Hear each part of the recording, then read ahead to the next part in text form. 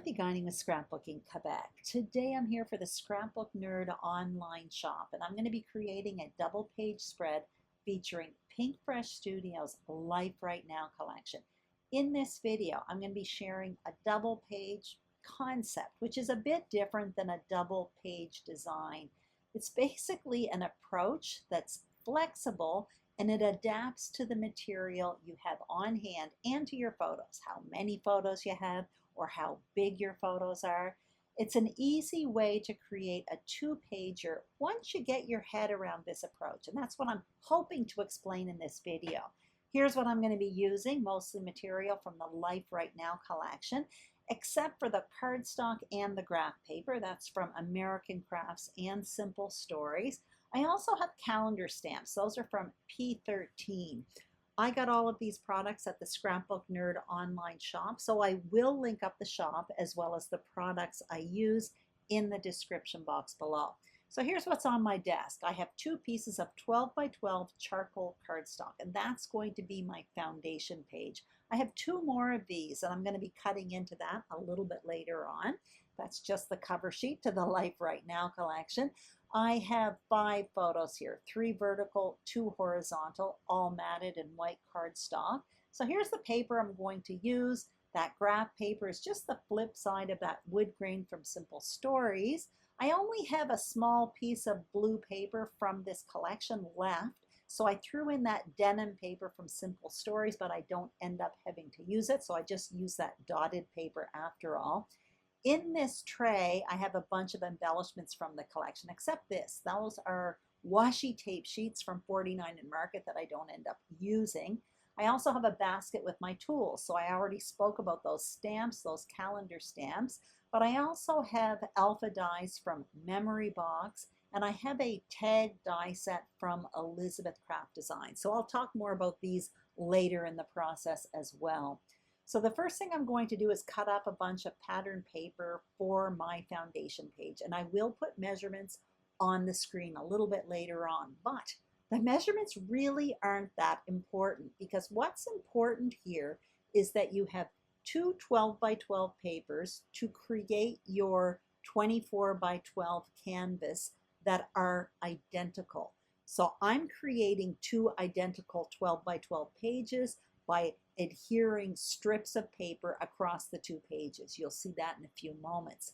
But this could also be two identical 12 by 12 pieces of paper, or it could be two identical pieces of paper with a border strip that goes across the two pages. The approach I'm using here, or the concept I'm using, is simply to start with two 12 by 12 papers to create the foundation page that are identical. So I'm showing you I have two piles of strips of paper that are identical, one for the left page and one for the right page. And before adhering them, I'm just applying a bit of ink. So the ink color I'm using is Morning Mist by Versifying Claire, and I don't make you watch all of this. So it's all done now, and now I'm going to place it on my foundation page just to give you an idea where I'm going with this. And you'll also notice that for the smaller strips of paper, I cut them in half, so they aren't full 12-inch strips.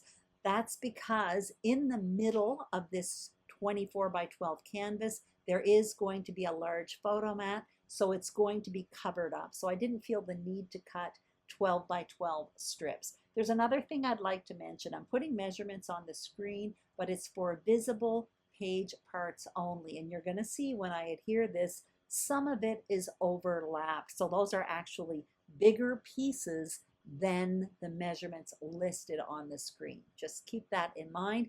However, what I'm trying to show you here is a concept. So truly, the measurements really aren't important. What's important here is that the right and left pages are identical. So I will continue adhering. I do that on the right side as well. And you can see I kind of tape the pages together. That was just making it easier to line up my strips of paper so that they would flow across the two pages. Now what I have to do is create a photo mat that is going to span across the two pages as well. And again, this is the approach. This is part of the concept, to have a mat that houses the photos that spans across the two pages. Now the size of the mat, that depends on the photos. What you see me doing right now is playing around with the placement of the photos. Once I'm happy with the placement of the photos, that's going to give me an idea how big to cut my photo mat that's going to span across the 2 pages. Now in this case, my 2 horizontal photos that are one on top of the other, that is the widest part. So that is where I am going to be cutting that gray paper. So I'm going to get out a pencil, I'm going to make a mark there, and that determines the width of my photo mat. So now what I'm going to do is cut that gray paper where I marked that pencil mark, and I'm going to do the same thing for the left-hand page as well, because I want it to flow across the 2 pages. But the size of my photos determined the width of that photo mat. So I'm going to cut this down for both pieces. Then what you're going to see me do is, once again, I'm going to place my photos there, and now I have to determine the length of these photo mats, and the photos are going to determine the length of the photo mat. So I'm going to place it on the page. You're going to see me do the very same thing, but obviously in this case the length is going to be different on the right than it is on the left. So if you're using more photos or fewer photos or bigger photos or smaller photos, the size of your photo mat that spans across the 2 pages is going to be different. That's why this is flexible. And the idea here, it's just an approach. And when I use this approach, double page spreads come together very, very quickly. So now I'm just trimming this down. And once I do trim the length of these, you're going to see me fuss a bit. I think it's crooked. I think I haven't cut it straight. So I'm fussing around with my T-square and trimming little hairline pieces off of the paper to make them equal. At one point I give up and I place them on the page and it looks fine to me. So anyway, once this is done, I'm going to place it all on the page. You're going to see as well that there are going to be gaps in this photo mat, because where the vertical photos are placed, there is going to be either a spot empty at the top or at the bottom of those photos. You're going to see what I mean in a minute, because the only photos that take up the full width of this photo mat are those 2 horizontal ones, one on top of the other. So anyway, before adhering any of this, I am going to have to play around with the placement of title and embellishment clusters and journaling box and all of that. So the next thing I'm going to do is cut some tags. So I'm going to get out my Big Shot, and I'm also going to get out that tag die set from Elizabeth Craft Designs. It's called Planner Essentials 26 Pocket Tag 4, something like that. It will be listed below. Basically, this tag die set comes with 2 tags, a large one and a small one. It comes with a tag pocket that I don't use on this page, and it also comes with a variety of tag toppers. So what I'm going to do is cut out 1 large one, 2 small ones, and then you're going to see me come in and cut out some tag toppers as well. I want to point out that I don't think this one is available in the shop at the moment. You can click on the Notify Me button and you will get an email as soon as it's available in the shop. But there are other tag die sets from Elizabeth Craft Designs and probably from other companies as well. They are available in the shop. I love tag dies for creating the base layer to embellishment clusters. They're fantastic for that. So you're going to see what I do with mine in a few moments. Right now, however, I do want to cut out the tag toppers. So the ones I select, because there is a variety there, there's almost like this torn notebook edge, and it's really, really cute, and you'll see what it looks like in a moment. I'm going to run the big one and the small one through here, and then when I place it on the white tag, you'll have a good look at how detailed these look. They're really, really quite cute. This is brand new to me, so I'm quite excited about it. I do love tags. Anyway, you're going to see right now I'm going to place it on top of that white tag so it looks like a torn notebook. I'm going to cut another small one in that floral paper, and what I will be doing with these tags is placing them in 2 areas on the page. And again, This is part of the approach or the concept that I use when I want to create a quick double page spread. So before placing them on the page, however, I'm just adhering those tag toppers on top of the tags. You can see one of them I didn't cut out the full tag because I do know I'm going to be tucking it behind a photo, so I didn't have to cut out the full tag. So I'm going to place all of this on the page and give you an idea where I'm going to be creating my clusters. So the main cluster is going to be on the bottom right. And when I use this approach to creating a double page spread, essentially once the base page is set and I have the photo mat established, what I do is I create two embellishment clusters, one in the top left and one, a larger one, in the bottom right that hugs the corner of the bottom right. And I'll talk about that a bit later on. You can see I have all of my embellishing around me, and I'm just showing you. I have the floral ephemera pack. Actually, I have two of them identical. I have chipboard, I have stickers and enamel dots. But right now I'm showing you my title. So I just showed you the dies from Memory Box. Those are 1.5-inch letters and they have a wood grain embossed on them. So what I did off camera was I cut myself out that blue polka dotted paper, and I also cut myself out one of those adhesive sheets from Be Creative, and I backed my blue paper in it. Then what I did was I ran the adhesive backed blue paper through my Big Shot with my alpha dies, and I created self-adhesive alphas. Absolutely fun alphas. I've been doing that a lot lately and I love the technique, and I'll talk a little bit about that a bit later on when I adhered them to the page. I also have the rest of my title from the alpha pack from this Life Right Now collection. So my entire title is going to be Spring Arrived a Little Late. I realize the blue looks pretty dark right now, but you actually can see it later on in the finished project. This is another thing I'd like to mention. Part of my approach or my concept to creating a double page spread. So when I create my embellishment clusters, one in the top left and the other hugging the corner in the bottom right, in the top left I put my title, and in the bottom right I put a repetition of that title. I do that all the time, and that's exactly what I'm going to be doing for this page. So right now I'm digging into that floral ephemera and I'm starting to tuck in floral pieces in that area in the top left and in the area in the bottom right. And you're going to notice when I create it in the bottom right, it hugs the corner. So I have it kind of snaking up the side of that photo on the right, but then you have the tags underneath the photo, and then to the left of the tags I have more floral pieces. So that entire cluster kind of hugs that photo. It's like a big giant cluster. At the top left you can see I have the title there, and I'm just tucking in some floral pieces. There was a little bit of a space between the tag and the title, so I tucked in another floral piece there just to avoid having some trapped white space. At this point, I have a lot of loose pieces on my desk. Don't forget, even the page mat isn't adhered at this point. So the photos aren't adhered, the photo mat's not adhered, and none of these embellishments are adhered either.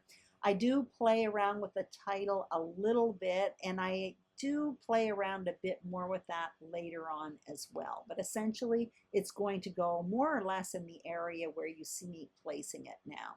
Now at this point, before adhering my pieces, I do want to stamp out the date on that tag in the top left. So you're going to see me get out that stamp set by P13. It's a calendar stamp set. It is in the shop. And basically what is on this stamp set are the months of the year, the days of the week. There are numbers between 0 and 31, which I really appreciate, and I'll explain that later on. And there's also a few abbreviations like TH and ND and stuff like that. So what I'm going to be stamping out is the date, which is May 9th, 2022. I've had it for a few months, but it's the first time I'm really using it, and it is working really well. photopolymer stamps are quite nice actually because you can see through them, but it is stamping nice and clear. So I have May 9 there. I'm adding the TH. And what I like about the numbers having 0 to 31, for the year, for example, I have 20 there. So those two numbers are together. And now I just have the number 22. So I got the year 2022. I didn't have to stamp out 4 numbers, and I really appreciated that. Now I'm ready to start adhering, and I'm going to start on the left-hand page for a specific reason. That's because the word spring does not fit on top of that gray cardstock with the photos. It's going to have to pop off of that. And the placement of those letters is important, and I hope I can explain this properly. Basically, you can see in the word spring there are holes in the letter P and R, for example. I did not want white and gray cardstock to be visible through the holes of those letters. I wanted it to be just white.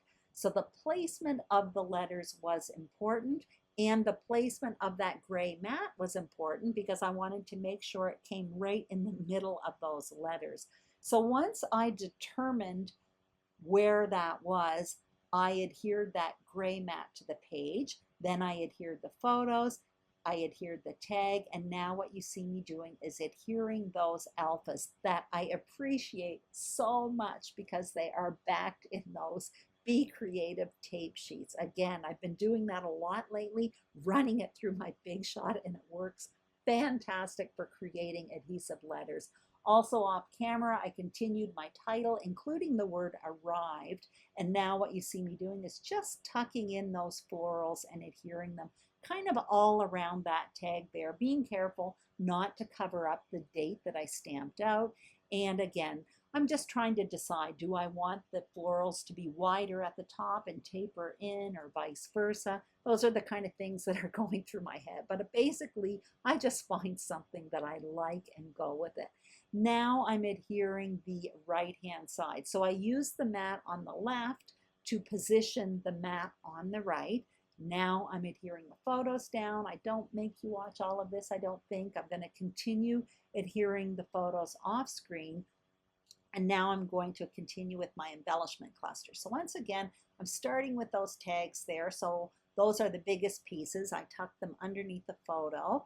And now what you're going to see me do is come in once again with all of these floral pieces and kind of have them wrap around my photo. Basically, I want this to be the main embellishment cluster, and it certainly is the approach I use when I create a double page spread like this. Again, identical pages across the 2 pages, a photo mat that accommodates the photo, then 2 main embellishment clusters with the main title in the top left and a repetition of the title in the bottom right. And you can see how my embellishments kind of hug the corner of that photo over on the right. So I got all that down, my title down, and now I'm just coming in with some finishing touches. So I'm coming in with that chipboard, those little circles there. I put a little purple one that says right here over in that cluster in the bottom right. And I did a repetition with that with another one in the top left that says let's go. I added some enamel dots into the tags, again repeating that purple color there.